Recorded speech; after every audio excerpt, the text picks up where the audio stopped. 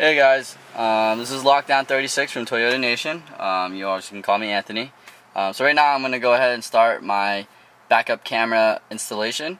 I'm going to go ahead and remove the console and just the regular console here. I'm not going to show this on video since we already have a video on that, and it's gonna be on that wiki post. So go ahead and check that out. Okay, so we actually have the middle console disassembled right now. Don't worry about these two blue wires right here. As you can see with my flashlight, that's something that I've added in for my LEDs in the middle console. Now let's take a look all the way into your console here. Now this right here, oh man, I don't know if I can leave this flashlight. Okay, well, this connector right here is the one that you will be plugging your backup camera into. As you can see, mine's already kind of dislodged. It connects all the way back here. So see where I'll probably put like a annotation or something right there where my flashlight's pointing. That's where your SE backup camera connector is going to be. So mine's already dislodged right here that I'm holding. So what I'm going to do right now is go ahead and test my camera, and my camera is right here in this bundle of joy. So this is my camera. Right now I have everything wired up with little quick screws just to kind of test it out. The thread will tell you which wires are which and where they go. So I've already pre-labeled mine. This one is ground and the other one has, what does this one say? Wow.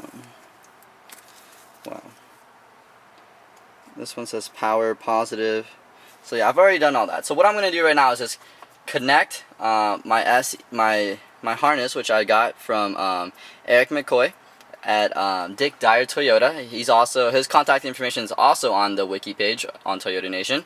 Now I'm going to plug this in, put the car into reverse, and see if it responds. So alright, let's go ahead and plug this in.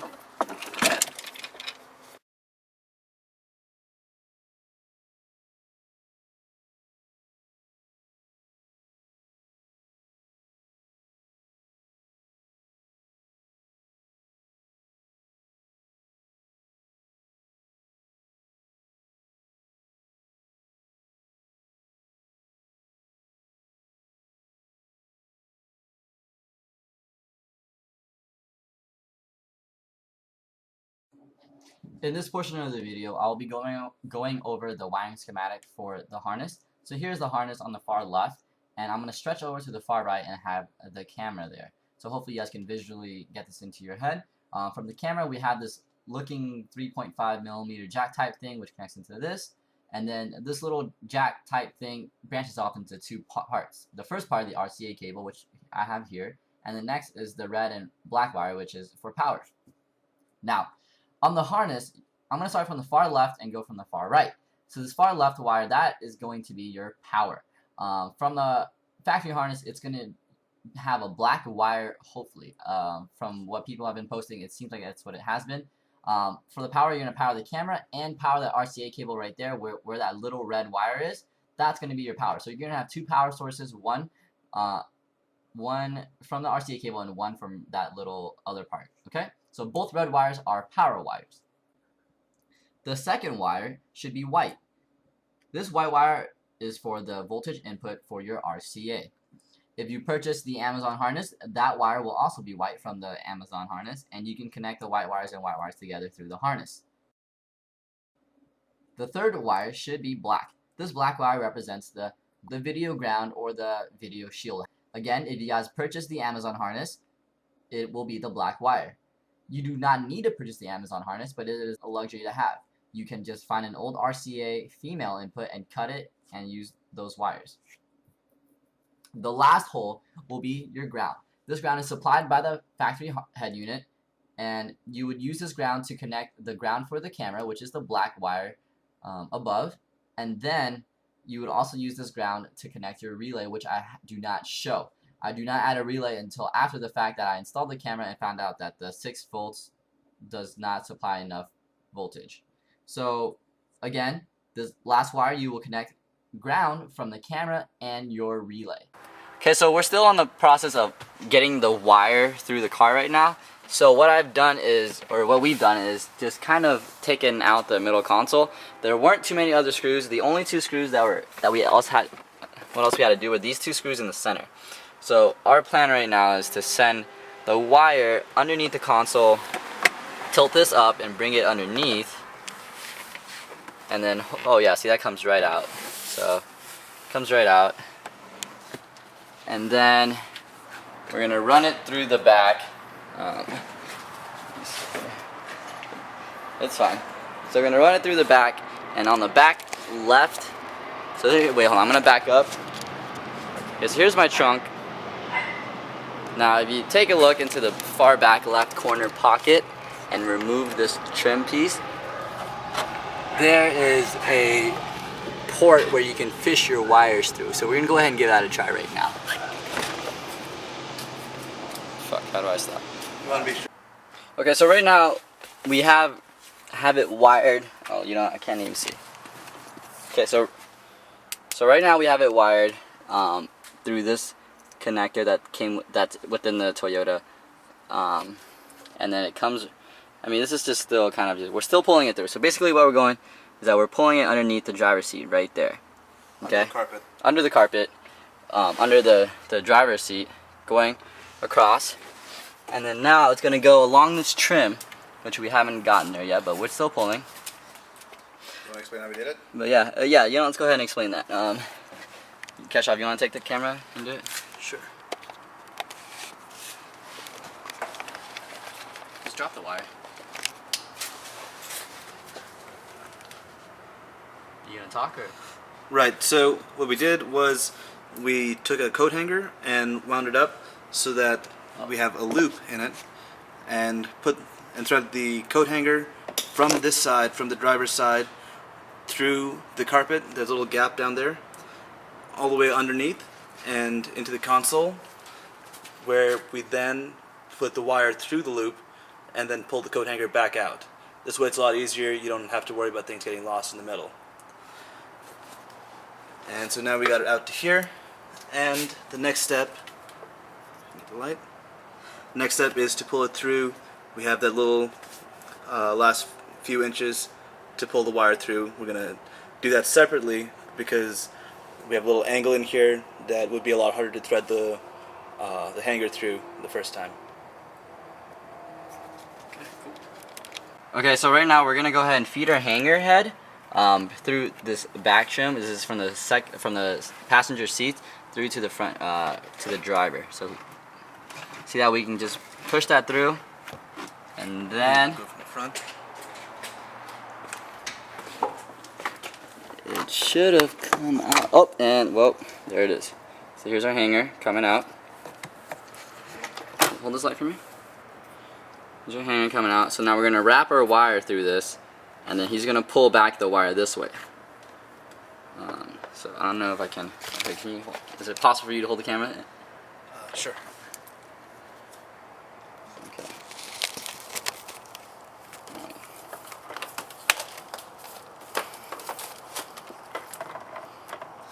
It helps when you're threading the hanger through. If you try to go alongside the outside edge of the door, it makes it a lot easier. There's less stuff in the way. Okay. So I'll just go ahead and thread it through. Now he's gonna push or pull back.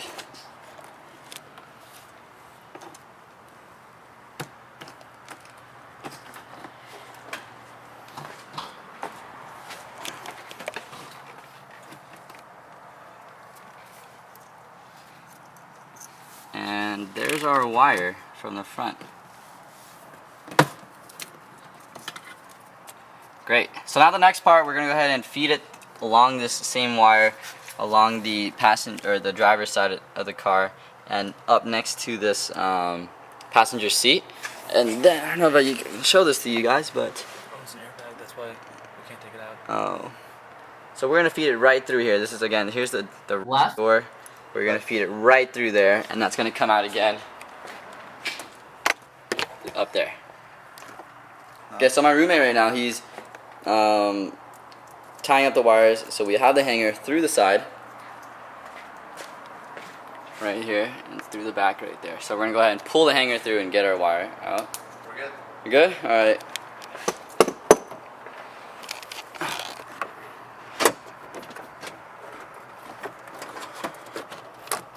Got it. Okay, you're up, you're up. You're done. That's it? That's all the wire you got. Shit. Okay, alright. So we are short on wire, unfortunately, and it ends right there, which is a very inconvenient area to solder. So we're gonna go ahead and figure something out and get back. Hey guys. Okay, so we initially used 140 inches of wire. I estimated it about 140 inches, but it came out short. So I would highly recommend you guys use about 170 wires just to be safe.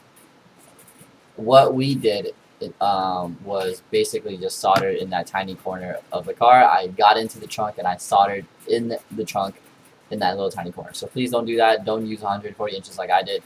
Use at least 170. Going over is better because you can always cut some at the end. Alright, so let's get back to the project. Alright, so we finally got everything all hooked up in the back of there. We'll clean that up in a little bit. As you can see here, this is where it runs through. We put some tape just to hold it along the where all the other wires are. So here's the test run. Remember, you have to have your car on to give it a test. So audio off, put it in reverse. I get an image. Cash off, can you hold that dog right there? Or yeah, see, so the image is pretty bad. I don't know what's wrong with it, but you know, let me turn off these lights. Maybe you guys can see better. But yeah, it's a very, very horrible image. I don't get color at all. So yeah, alright, well, I'll go ahead and try and find a fix, and I'll keep you guys updated. Wow, shit. I did not think I skipped that much, but this is what we're going to have to do. So, I soldered all the joints in that corner, and then I wired everything up along the trunk, just like the factory OEM wiring. And then the tricky part was getting the camera light housing in there, because it was too big to just squeeze in. I couldn't do that. So what you have to do, you have to remove this piece. So imagine that this was the trunk. So here's the trunk, right? And you have a little gap thing over here, and then your camera goes underneath here. Oh, jeez. Okay, here we go. Your camera goes underneath here. The problem was that the new fixture was too big to just squeeze in. I couldn't just squeeze it in. You had to remove this piece of the trunk. You had to remove that and then get the camera in the back and through. You can't just go underneath the trunk and put it in like you would think. So to remove that part, you have to remove 4 bolts. I believe they were 10 millimeter. You'd have to use the extension because the screw was too long. I wish I got a video of this, and I'm absolutely too lazy to go out and undo my trunk liner and show you guys. I'm sorry. But there are 4 bolts. Just take those bolts out and the plastic piece will just come right off, and then you can squeeze the fixture right behind that and through there.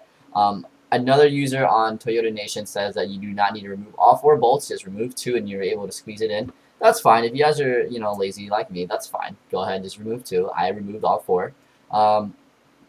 And yeah, and then after that, you hooked up all the connections. I put some blue painter's tape and electric tape that along the trunk just to hide it, and using black tape made it conceal it a little bit better.